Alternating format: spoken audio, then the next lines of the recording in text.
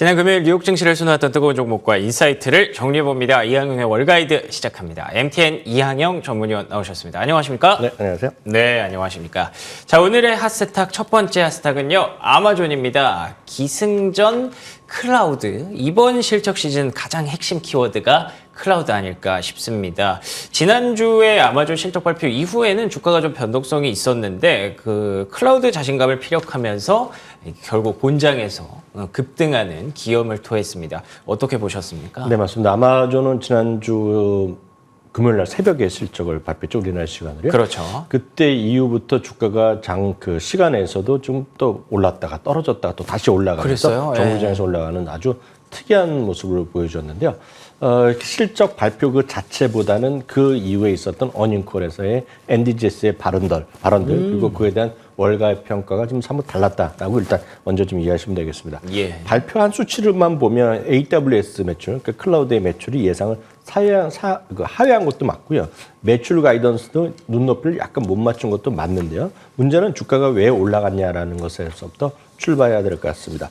AWS의 매출 추이를 보면 여하튼 조금씩 회복하는 것. 그러니까 2분기 연속으로 올라가는 것도 분명히 전체적 매출 추이도 맞는데요. 그것은 AI 비즈니스, 소위 인공지능이 결합된, 소위 AI도 결합된 그래서 클라우드 비즈니스에 대해서 NDGS가 확고한 자신감을 보여준 것이 가장 큰 요인이라고 보셔야 되겠습니다. 4분기에 들어서요. 그리고 3분기 말부터 4분기까지 이어지면서 대형 신규 계약이 잇따라서 성사되고 있다는 얘기를 했고요. 4분기에 그래서 4분기에 AWS 전체 매출은 약간 부족했지만 AWS 관련 매출은 3분기에 12% 성장해서 넘어서면서 이제 15에서 16%까지 기대할 수 있다는 것이 월가의 지금 시각으로 바뀌었습니다. 그러면서 전체적으로 눈높이가 높아졌다고 보셔야 되겠고요. 늘 말씀드리지만 미국의 CEO들은 이렇게 과장하거나 이런 얘기를 잘 안 하거든요. 물론 공격적으로 얘기하는 수 있지만 과장은 안 하는데 이런 표현을 썼습니다.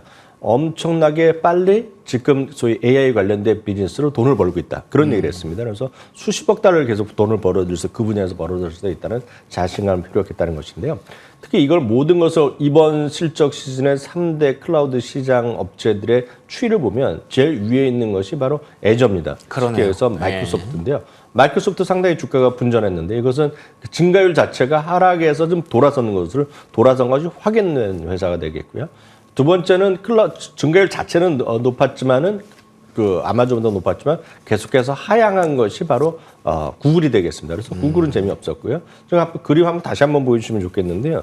지금 마지막에 AWS인데요. 지금 아래로 보면 지금까지 3분기까지 보면 약간 정체돼 있지만 이제 이 부분의 그림이 4분기에 상당히 플러스 날 수 있다라는 것이 첫 번째 포인트입니다. 그래서 주가로 이렇게 급반등했냐의 첫 번째 요인은 소위 클라우드 서비스가 3분기를 저점으로 4분기에 회복할 수 있다는 그런 자신감이 첫 번째 요인이 되겠고요. 그렇군요. 두 번째는 이제 돈에 관한 직접적인 요인이 들어가면 영업이익 규모가 크게 이제 늘어나기 시작했다는 다시 회복세를 보여줬다는 바로 이 그림이 되겠습니다. 그래서 바로 이 부분이 두 번째 요인이 되겠고요.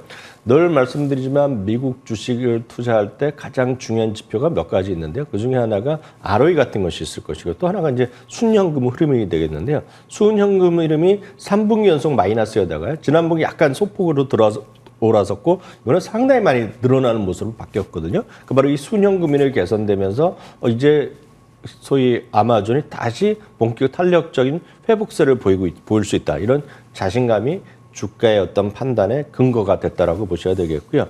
월가의 투자 의견은 최소 4곳이 일단 금요일 날까지 해서 목표 주가 상향됐고요. 아마 미국 시간은 주말 지나고 월요일 날 되면 조금 더 목표 주가를 상향하는 곳이 늘어나지 않을까라는 생각을 할 수 있겠습니다. 알겠습니다. AWS가 좀 정체됐던 그 정체기를 좀 극복하고 4분기에는 쭉 한번 반등할 수 있을지 이게 키포인트가 앞으로도 좀 될 것 같네요. 자, 그러면 이어서 두 번째 핫스탁 열어보겠습니다. 두 번째 핫스탁은 치폴레입니다. 가성비 한 끼의 매력인데요.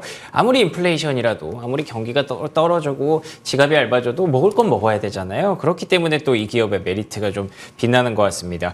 호실적이 나왔다고 들었습니다. 어땠습니까? 네, 우리나라에는 이제 치폴레가 아직 매장에 들어오지 않았기 때문에 익숙하지 않은 분이 있겠으나 어찌됐건 치폴레는 멕시칸 음식인데 만든 사람이 미국 사람입니다. 미국 사람이 만들어갖고 이제 본류가 됐다라고 미국 내에서 가장 핫한 그런 멕시칸 그 레스토랑이 되겠고 그래서 그 멕시코 사람들은 저게 진짜 멕시코 음식이 아니라는 얘기를 하는 것도 제가 많이 들었거든요. 그렇군요. 그렇지만 여하튼 가장 핫한 멕시칸 음식 브랜드가 되겠고요. 거기 보면 그 아주 저렴한 건 아니거든요. 실제로 보면 맥도날드는 한 단계 위의 가격이 되겠는데 이게 보면 그 가장 노리는 것이 이제 유기농 관련된 어떤 조리법 이런 게 많이 있다는 얘기하고 있겠고요.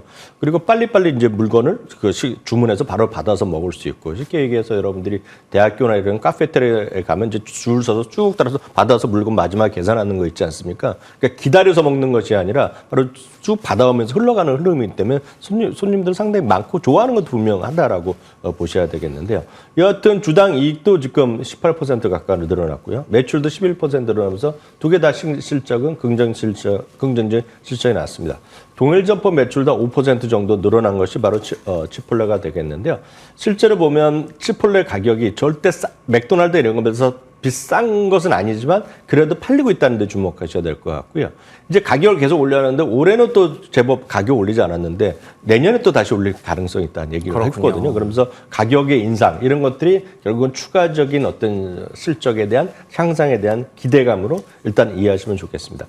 그럼 도대체 이런 것들이 어떻게 우리가 익숙할 수 있냐고 그러면 우리나라와 달리 미국은 진짜 다양한 통계가 있다라고 제가 자주 말씀드렸고 이거는 지난주 초에 한번 보여드렸던 그림 되겠고 그 당시 이제 맥도날드 때 보여드렸던 건데요. 이 그림은 맥도날드와 치폴레 그리고 전체 외식업에 대한 사람들의 방문자 수의 추이가 되겠습니다. 예.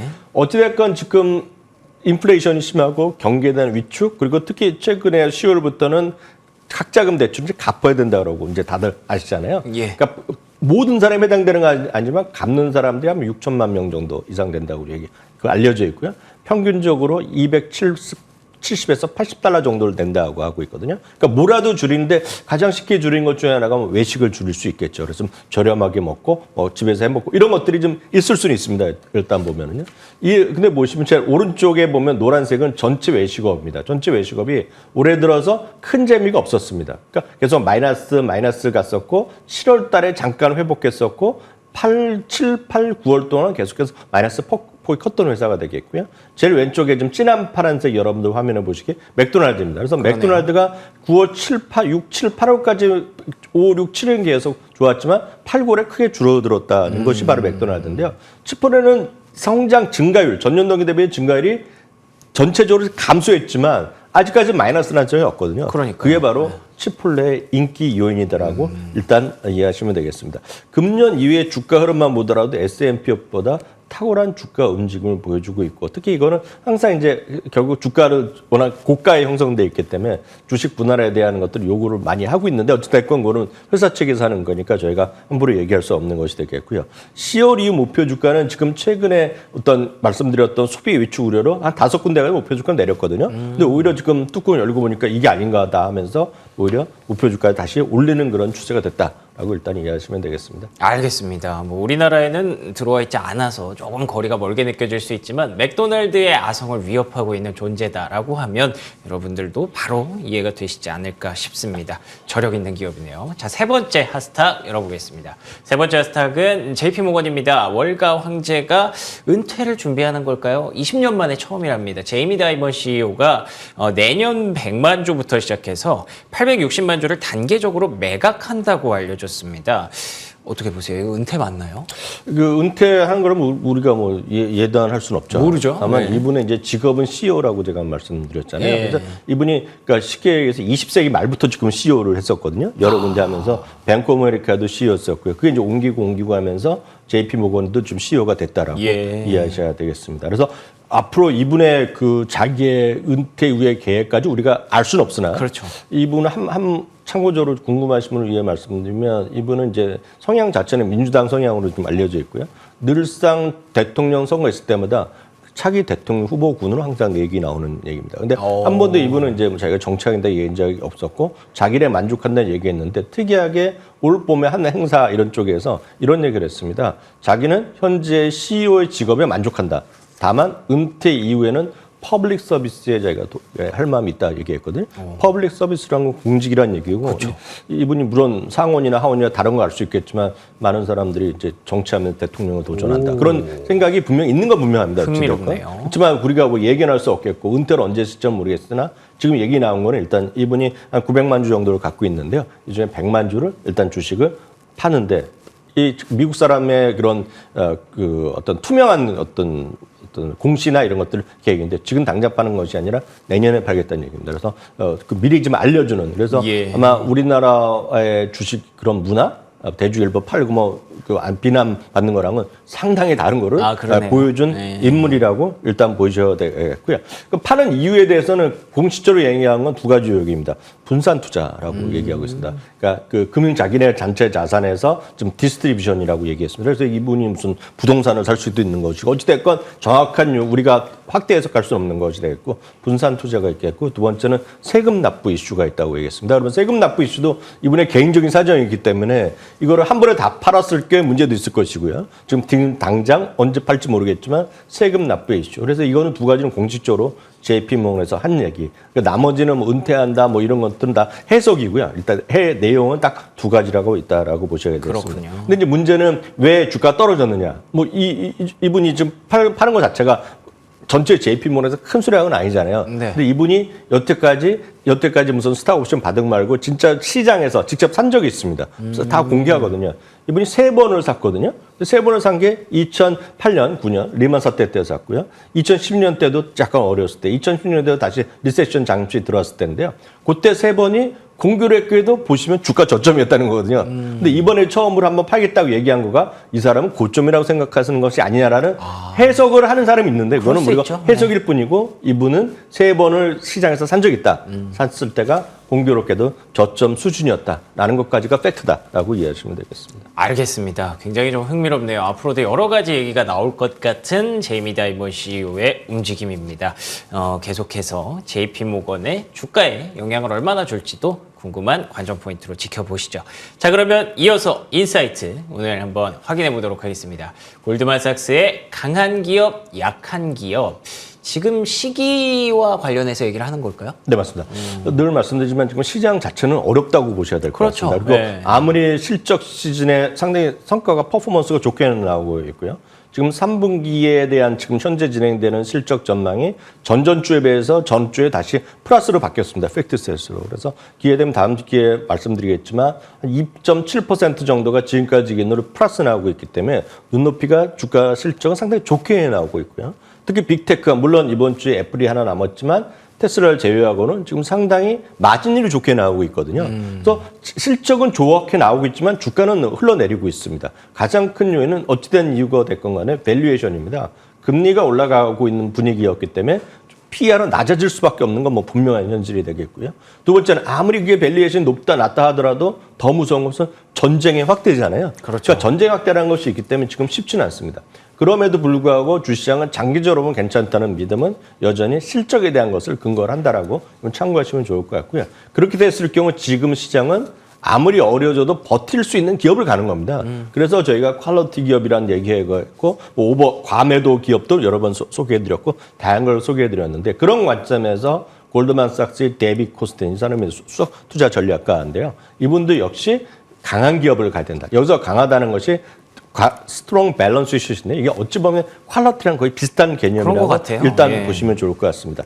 대체 대조표가 탄탄하다는 것 자체는 장부상을 보면 쉽게 해서 빚이 적다는 겁니다. 빚이 절대적으로 많으면 상관없죠. 왜냐하면 회사에 자산이 많으면. 그렇지만 전체적으로 보면 빚의 비율, 그러니까 부채 비율이 높은 것이 되겠고요. 유동 비율이 낮은 그런 것들이 안 좋은 거다라고 보셔요. 그게 약한 기업이 되겠고요. 또 장기적으로 쌓아놓은 현금 비중이 워낙 많아요. 현금이 워낙 많이 쌓아둔 기업들이라면 오히려 금리가 올라가고 이러도 버틸 수 있지 않습니까? 네. 어렵더라도 직원들한테 월급을 줄 수 있고 어렵더라도 배당을 꾸준히 줄 수 있는 그런 관점에서 강한 기업과 반대되는 기업이 약한 기업이라고 보셔야 되겠고요. 지금 보여드리면 강한 기업에 분류되는 것이 엔비디아, 홈디포, 엑슨모빌, 코스트코, 알파벳, 메타 플랫폼, 넷플릭스 그리고 오늘 잠시 보여드렸던 칠폴레 같은 것이 쉽게 해서 강한 기업이다. 라고 보셔야 되겠습니다. 그래서 강한 기업이라는 개념을 말씀드렸다시피 아주 쉽게 얘기하는 건 망하기 어려운 기업들, 현금이 많고 부채비율 적은 이런 쪽으로 보셔야 되겠습니다. 예를 들어서 코스트코 같은 경우에는 현금 및 현금 대가성이 있는 뭐 그 항목이 있습니다. 현금 및 현금 대가 부류 같은 경우가 2017년에 지금 소위 특별 배당 이후에 다시 2배, 3배로 올라서 있거든요. 그러니까 코스트코는 현금이 엄청 많은 겁니다, 지금요. 그러니까 그런 것들이 좀 망하기가 쉽지 않고 이런 것들이 버텨낼 수 있는 기업이란 측면에서 코스트코 이런 것들이 말씀드렸던 강한 기업으로 분류되는 것이 되겠고요. 아까 말씀드렸던 것의 반대를 보면 약간 약한 기업이죠. 약한 기업이 부도난다 그런 기업이 아니라 상대적으로 부채 비율이 좀 높은 기업들, 그리고 딴 거에 비해서 좀 유동 비율이 좀 낮은 기업들, 이런 것들이 바로 그리고 쌓아둔 현금이 적은 기업들, 그 규모에 비해서 그런 것들이 약한 대차 대조표 기업인데 여기 보면 대부분의 이제 윈 리조트나 MGM 리조트 그리고 항공사들이 많이 들어가 있고요. 특히 그 크루즈 같은 경우는 팬데믹 이후에 부채를 많이 땡겼거든요. 근데 그런 것들이 지금 오히려 보면 상당히 슬로우할 수 있지 않습니까? 지금 보면 중동이나 이렇게 아프리카 이렇게 가서 크루즈 같은 거 타겠습니까 지금? 못하죠. 딱 그런 느낌이죠. 그런 느낌에서 지금 이런 것들이 좀 약한 기업으로 분류돼 있다. 당연히 지금 여러분들이 약한 것보다는 강한 쪽, 안전한 쪽으로 가시기 바랍니다. 예, 알겠습니다. 주가에서 다 얘기를 해주네요. 현금의 힘이 지금 시점에서 얼마나 크게 작용하는지 알 수 있었던 기업들의 리스트였습니다. 꼭 참고하시기 바랍니다. 지금까지 이한경 MTN 전문위원과 함께했습니다. 오늘도 좋은 말씀 고맙습니다. 네, 월요일 굿모닝 글로벌 순서 여기서 마무리 짓겠습니다. 저희는 내일 아침 5시 55분에 돌아옵니다. 이어지는 출발 성공 투자 역시 MTN 머니투데이 방송과 계속해서 함께해 주시기 바랍니다. 시청해 주신 여러분 고맙습니다.